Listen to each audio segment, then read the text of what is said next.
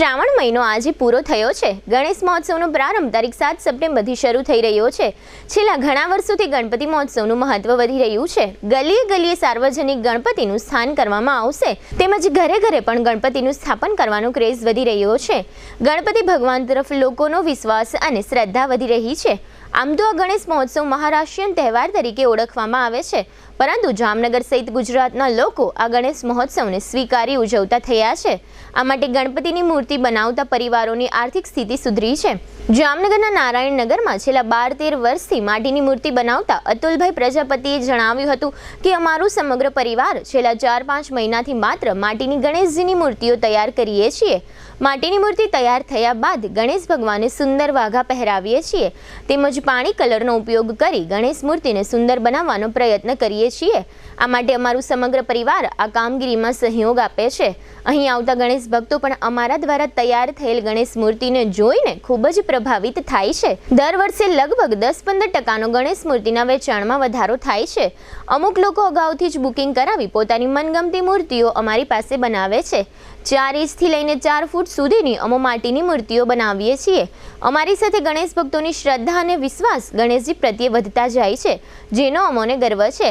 ગણપતિની મૂર્તિનું સુશોભન કરતા લાલજીભાઈ પ્રજાપતિએ જણાવ્યું હતું કે અમે ગણેશજીનું મૂર્તિનું સુશોભન લગભગ 16 કલાકથી વધુ કરીએ છીએ, છતાં પણ અમોને 1% પણ થાક લાગતો નથી તેમજ એકને એક કામ કરવા છતાં પણ અમોને કંટાળો આવતો નથી, જેને અમો એક ચમત્કારિક કાર્ય કહીએ છીએ। વધુમાં લાલજીભાઈ પ્રજાપતિએ કહ્યું હતું કે અમો જ્યારે ગણેશજીનું સુશોભન કરીએ છીએ ત્યારે હું ગણપતિમય બની જાઉં છું, જેને કારણે પણ એક જગ્યાએ બેસી રહીએ છીએ છતાં પણ કોઈ પણ જાતનો થાક અમારા શરીર ઉપર જોવા મળતો નથી, જે અમારી ભગવાન પ્રત્યેની શ્રદ્ધામાં વધારો કરે છે। અમે ગણપતિની મૂર્તિ બનાવીએ છીએ તો અમારો એક વિશેષ પ્રકારનો શોખ છે। આ રીતના શોખને કારણે જ અમે નિત નવી ગણપતિની મૂર્તિ તૈયાર કરવા સફળ થઈએ છીએ। આ અંગે અતુલભાઈ પ્રજાપતિએ ગણપતિ મૂર્તિ તૈયાર કરવા અંગે પોતાના પ્રતિભાવો જીટીપીએલ જામનગર ન્યૂઝને આપ્યા હતા, જેના મુખ્ય અંશો અત્રે પ્રસ્તુત છે। જામનગરની અંદર ગુલાબનગર નારાયણનગર વિસ્તારની અંદર અમે છેલ્લા 12 થી 13 વર્ષથી આ માટીના ગણપતિ બનાવીએ છીએ અને ગવર્મેન્ટે જ્યારે પ્લાસ્ટર ઓફ પેરિસની મૂર્તિનો પ્રતિબંધ મૂક્યો, જે પર્યાવરણને નુકસાન કરતી હતી એ અને દરિયાઈ જે જળાશય હતા એઓને પણ નુકસાન કરતી હતી, જીવજંતુને દરિયાઈ, અને ગવર્મેન્ટે જે બેન્ડ મૂક્યો પ્લાસ્ટર ઓફ પેરિસની મૂર્તિ ઉપર, પછી લોકો માટીની મૂર્તિ તરફ આકર્ષિત થયા અને લોકોની માંગ મુજબ અમે હાલ અત્યારે માટીની મૂર્તિ બનાવી જઈએ છીએ। 6 ઇંચથી લઈને 4 ફૂટ સુધીની માટીની મૂર્તિ બનાવી છીએ, જે 251 રૂપિયાથી લઈ અને 5100 સુધીની અમે માટીની મૂર્તિ બનાવી છીએ। અને હાલ અત્યારે અમારી પાસે અલગ અલગ પ્રકારની 154 પ્રકારની માટીની મૂર્તિઓ છે, જે લોકો કહે છે એ મુજબ હાલ અમે ડેકોરેશન અને હાલારી પાઘડી જે આપણે જામનગરની પ્રખ્યાત છે તે મુજબનું અમે ડેકોરેશન કરી છીએ।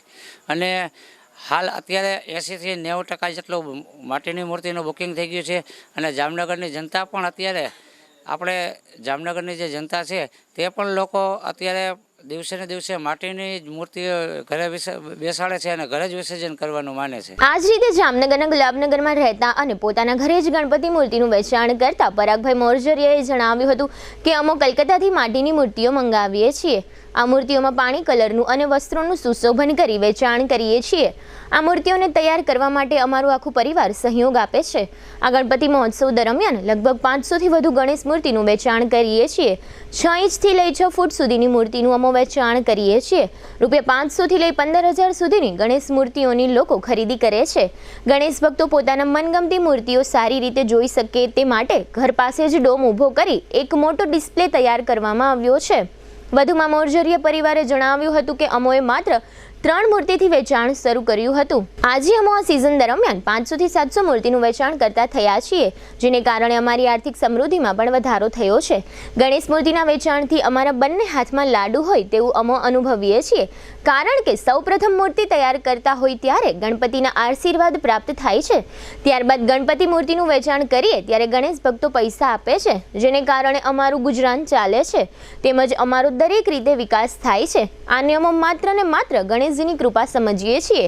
ગણેશજીની મૂર્તિ તૈયાર કરનાર પરાગ મોરજરિયાએ જીટીપીએલ જામનગર ન્યૂઝને ગણેશજીની મૂર્તિ અંગે કેટલીક વિગતો આપી હતી, જેના મુખ્ય અંશો અત્રે પ્રસ્તુત છે।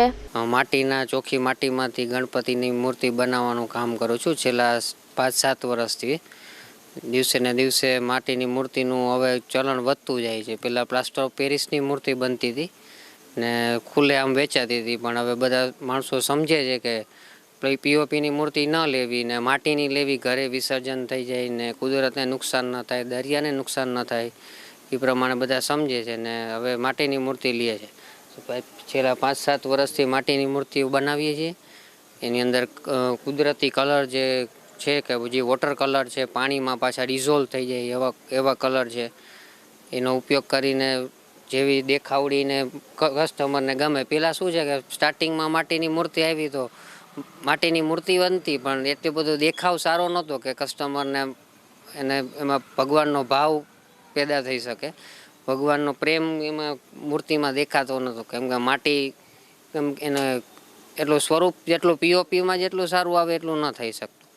તો હવે દિવસે દિવસે વર્ષ સુધારા થતા જાય છે, એમ બધું સારો બનાવતા જાય છે. અને આજે 6 ઇંચથી લઈને 8 ફૂટ સુધી, 5 ફૂટ સુધી બધી જાતની બધી સાઇઝમાં કપડાં પહેરાવેલી એવી સારી મૂર્તિઓ બનાવીએ છીએ.